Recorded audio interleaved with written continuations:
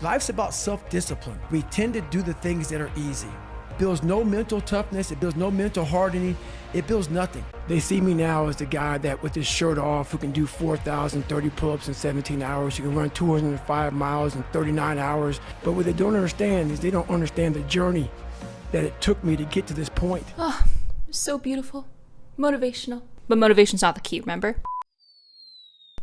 Hey, hope you're well today. I asked you guys on Instagram what you think discipline comes from, and I've gotten some great answers, like how it comes from systems, good work ethic. While I do not disagree with any of them, I do have a slightly different perspective overall. I'm gonna share my 2 cents with you guys today, even though nobody asked for it. You're welcome. The amazing individual I showed at the beginning was David Goggins. If you don't know who this is, he is a Guinness World Record holder, ultra marathon runner, and many other amazing things. Why do I use him as an example? It's because to become a Navy SEAL, he had to drop 80 pounds in 90 days, which he did. And then to actually graduate from the training program and become that Navy SEAL, he went through Hell Week 3 times. He failed twice. And guess what? On one of those times, his legs were broken. And so what did he do? He duct taped them together and ran on broken legs.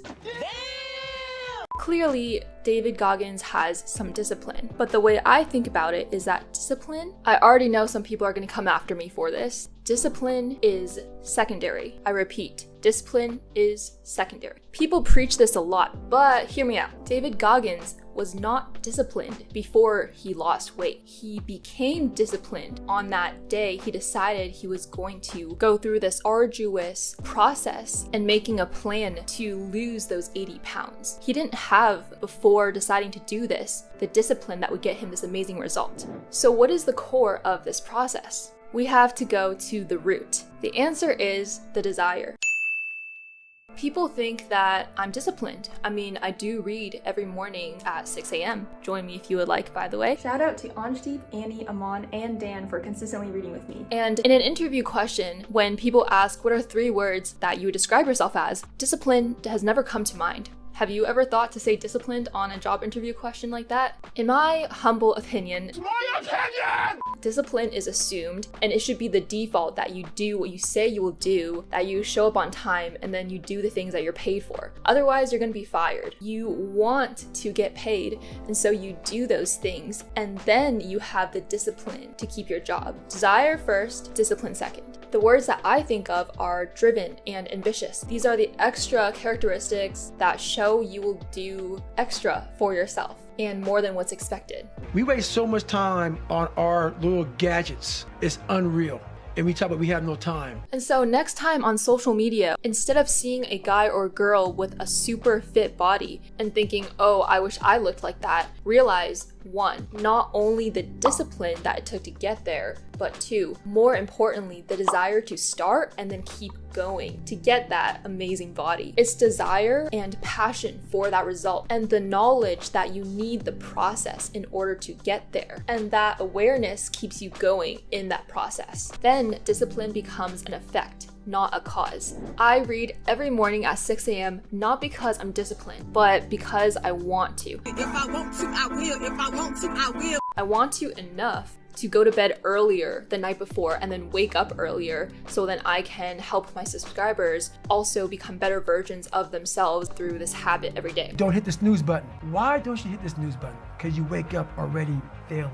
My metaverse video, I actually filmed that at 7:30 a.m. And that's because I'm so busy as a consultant, but I still wanted to create this video since I'm passionate about this topic and I want to present it to you guys. So it was that desire that makes me do these things. If I didn't want to, I would not have the so-called discipline that you guys think I do have. Desire and drive lead to discipline, which then leads you to your goal. I typically set plans and make goals because I know that it will, with greater likelihood, get me to what I want. And if I don't do it, then I won't get there. It's that simple. In words. I believe that you should have the confidence to reach that goal. You should think about that fit guy at the gym. What's so special about him? I can do the exact same things that he did to get that body, and then I can have that body too.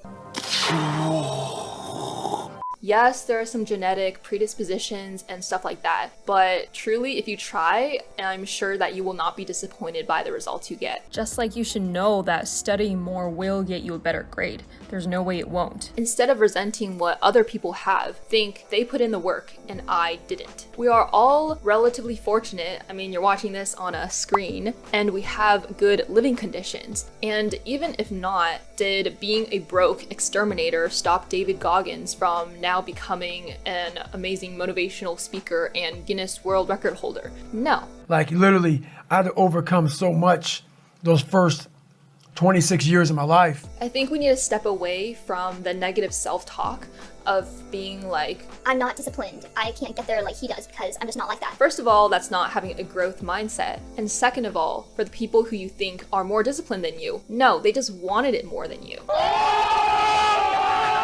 Yeah, I'm kind of calling you guys out now. If it feels that way, I'm sorry. Sorry.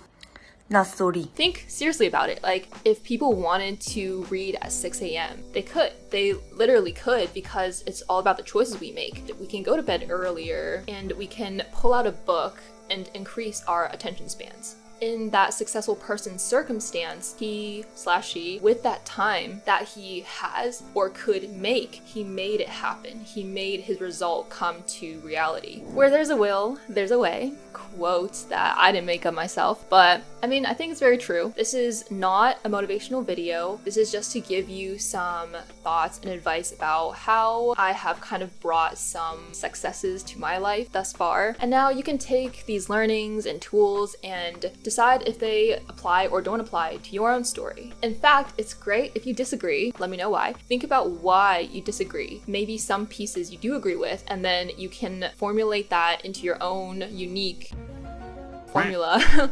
And that's for your own success and self-improvement. So, I mean, that's awesome. That's the power of sharing ideas online and hearing from other people's perspectives. So then you can create your own, be more informed, and then hopefully have greater returns in what you put your effort into. There's a ton of information floating around in YouTube, so take in the concepts, but you don't have to accept everything. Think critically and decide and adapt what works for you.